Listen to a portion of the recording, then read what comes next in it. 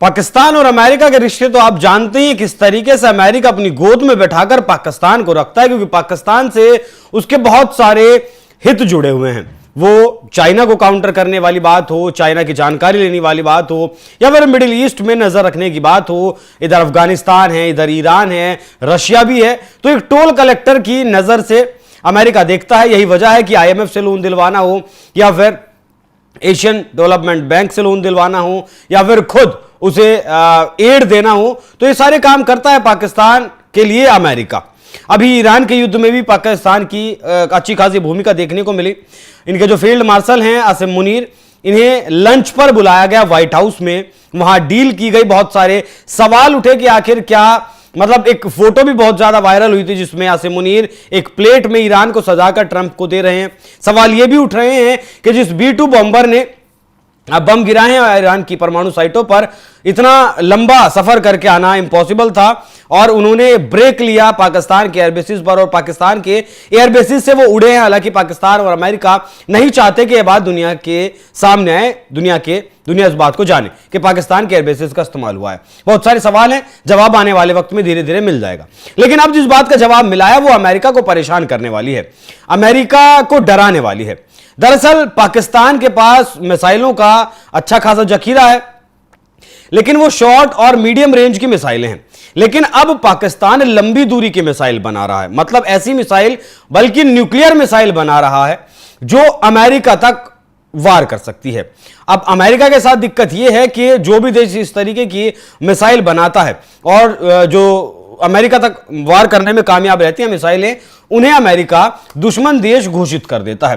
तो आज मैं आपको बताऊंगा कि पाकिस्तान के पास कितना मिसाइलों का जखीरा है और अब अमेरिका की तरफ से क्या कहा गया है।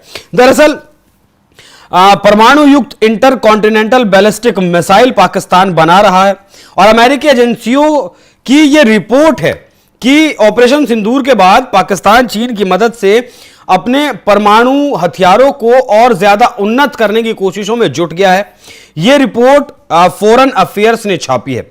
अमेरिकी अधिकारियों के हवाले से छपी इस रिपोर्ट में कहा गया है, अगर पाकिस्तान ऐसे मिसाइल विकसित करता है तो वॉशिंगटन उस देश को परमाणु दुश्मन देश घोषित कर देगा।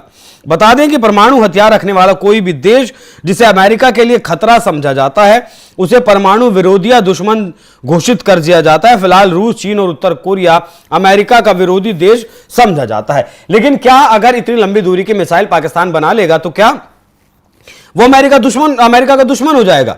अब लंबी दूरी की मिसाइलें तो भारत के पास भी हैं, परमाणु हथियार भी भारत के पास है, लेकिन भारत को तो अमेरिका अपना दुश्मन नहीं मानता। लेकिन अगर पाकिस्तान लंबी दूरी की मिसाइल बना लेगा तो पाकिस्तान को अमेरिका क्यों अपना दुश्मन मानने लगेगा? ये अपने आप में एक बड़ा सवाल है। ये दिखाता है कि भले ही अमेरिका गोद में बिठाकर रखता है पाकिस्तान को, लेकिन पाकिस्तान की जो असलियत है, पाकिस्तान की जो औकात है, वो उसे भी जानता है।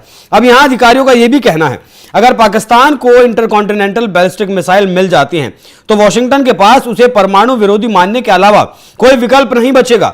दोबारा इस लाइन को सुनिए, वॉशिंगटन के पास उसे परमाणु विरोधी मानने के अलावा कोई विकल्प नहीं बचेगा। अमेरिका को निशाना बनाने वाले ICBM वाले किसी भी अन्य देश को मित्र नहीं माना जा सकता। अब पाकिस्तान की चाल क्या है? पाकिस्तान लंबे वक्त से दावा कर रहा है कि उसका परमाणु कार्यक्रम पूरी तरीके से भारत को रोकने के लिए है, और इसी वजह से पाकिस्तान अब छोटी और मध्यम दूरी की मिसाइलों को विकसित करने पर अपना ध्यान केंद्रित कर रहा था।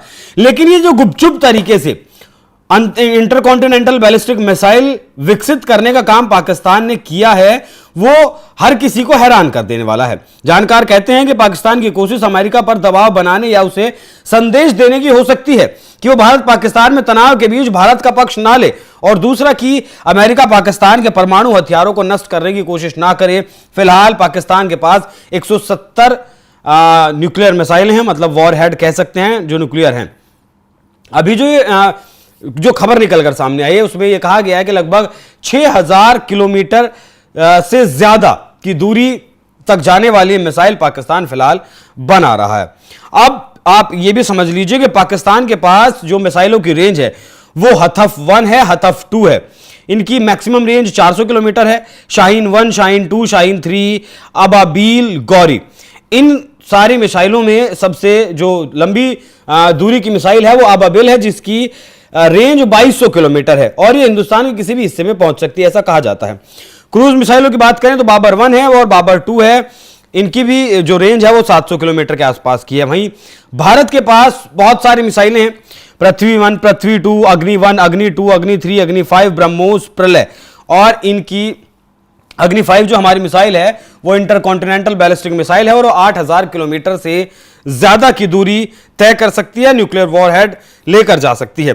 लेकिन बड़ा सवाल अभी भी यही है कि पाकिस्तान को तो अमेरिका अपना मित्र मानता है। ईरान के मामले में किस तरीके से मुनीर को बैठाकर लंच करवाया गया, अब अगर इंटरकॉन्टिनेंटल बैलिस्टिक मिसाइल पाकिस्तान बना लेता है तो अमेरिका के लिए कैसा खतरा है? क्या अमेरिका को ऐसा लगता है कि पाकिस्तान एक ऐसा देश है जो अमेरिका के ऊपर भी मिसाइल दाग सकता है? अगर अमेरिका को ऐसा लगता है तो बिल्कुल सही लगता है, क्योंकि पाकिस्तान वो कुत्ते की दुम है जो आज तक, मतलब जब से बना है 47 के बाद से अब तक वो सीधी नहीं हुई है। और पाकिस्तान उसे कितना भी, माफ कीजिएगा, अमेरिका पाकिस्तान को कितना भी डॉलर दे ले, कितने भी उसके सामने टुकड़े फेंक ले, लेकिन वो उसकी भूख और ज्यादा बढ़ती जाएगी। वहां नेताओं का शासन नहीं है, आर्मी का शासन है। वो चीन से भी डॉलर चाहते हैं, अमेरिका से भी डॉलर चाहते हैं और यही इन लोगों का काम है। अब जानकारों का जैसा कहना है कि दबाव बनाने की कोशिश हो सकती है दबाव बनाने की कोशिश हो, लेकिन मंशा पाकिस्तान की क्या है वो तो आने वाला वक्त ही बताएगा। बाकी शुरू काम कर दिया है पाकिस्तान ने इंटरकॉन्टिनेंटल बैलिस्टिक मिसाइल बनाने पर। जब ये मिसाइल बन जाएगी तब देखना होगा कि क्या अमेरिका ने जो कहा है अमेरिका उसे करता भी है और अमेरिका पाकिस्तान को दुश्मन देश घोषित करता है। क्योंकि अमेरिका का यह इतिहास रहा है कि अमेरिका अपने दुश्मनों को भी दोस्त बनाता हुआ देखा गया है। सीरिया में लंबे वक्त तक अमेरिकी सेना ने लड़ाई लड़ी, लेकिन फिर जब वहां जीत नहीं पाए तो अपनी सेनाओं को वापस बुला लिया और अब अमेरिका की तरफ से जिस आतंकवादी के ऊपर $10 मिलियन का इनाम रखा गया था उसे ही अब डोनाल्ड ट्रंप ने राष्ट्रपति का दर्जा दे दिया है। हैंडसम मैन, आप बहुत अच्छे आदमी हैं, साथ में बैठकर चाय पी, वो काम भी कर लिया है। पाकिस्तान आतंकवाद को पालता है, पूरी दुनिया इस बात को जानती है, अमेरिका खुद इस बात को जानता है। ओसामा बिन लादेन अमेरिका ने एबटाबाद से पकड़ा था, जो कि जगह पाकिस्तान में ही है, लेकिन उसके बावजूद भी अमेरिका पुचकारता है पाकिस्तान को, दुलारता है पाकिस्तान को। क्यों? क्योंकि उसे अपने हित साधने हैं एशिया में, उसे नजर रखनी है बांग्लादेश के ऊपर, उसे नजर रखनी है ईरान के ऊपर, चाइना के ऊपर, रशिया के ऊपर, भारत के ऊपर, श्रीलंका के ऊपर। ये सारे जो देश हैं यहां आसपास में, इन सब के ऊपर ऐसे नजर रखनी है। और अफगानिस्तान में जब लड़ाई लड़ी अमेरिका ने, तब अमेरिका ने पाकिस्तान के एयरबेसेस का इस्तेमाल किया। नूर खान एयरबेस पर जैसे भारत ने ब्रह्मोस दागी, वैसे ही अमेरिका के जो है कान खड़े हो गए, अमेरिका की सांसें उखड़ गई। दावा तो बहुत सारे जानकारों का, एक्सपर्ट्स का यह भी है कि वहां अमेरिकी सैनिक मौजूद थे और अमेरिकी सैनिक मारे भी गए हैं। वहां अमेरिकी विमान, फाइटर जेट्स भी हो सकते हैं, उन्हें भी बहुत सारा नुकसान हुआ है। इसीलिए हड़बड़ाते हुए जेडी वेंस का कॉल आया, डोनाल्ड ट्रंप ने यह सीज फायर का क्रेडिट खाने की कोशिश की। ऐसा पाकिस्तान के जो पत्रकार हैं उनके द्वारा कहा जाता है कि नूर खान एयरबेस पर उस वक्त पर पूरी तरीके से अमेरिका का कंट्रोल हुआ करता था। पाकिस्तानी अधिकारी को यह पता भी नहीं होता था कि किस मालवाहक विमान में क्या कुछ हथियार आया है, क्या नहीं आया है, क्या वहां चल रहा है, क्या नहीं चल रहा है, किसी को इस बारे में जानकारी नहीं होती थी। तो पाकिस्तान जरूरी है अमेरिका के लिए, लेकिन सवाल यही है कि जैसे ही इंटरकॉन्टिनेंटल बैलिस्टिक मिसाइल पाकिस्तान बना लेता है, क्या अमेरिका उसे दुश्मन देश घोषित करता है? बाकी आप लोग इस विषय पर क्या राय रखते हैं? अपनी राय हमें कमेंट कर जरूर बताइएगा। नमस्कार।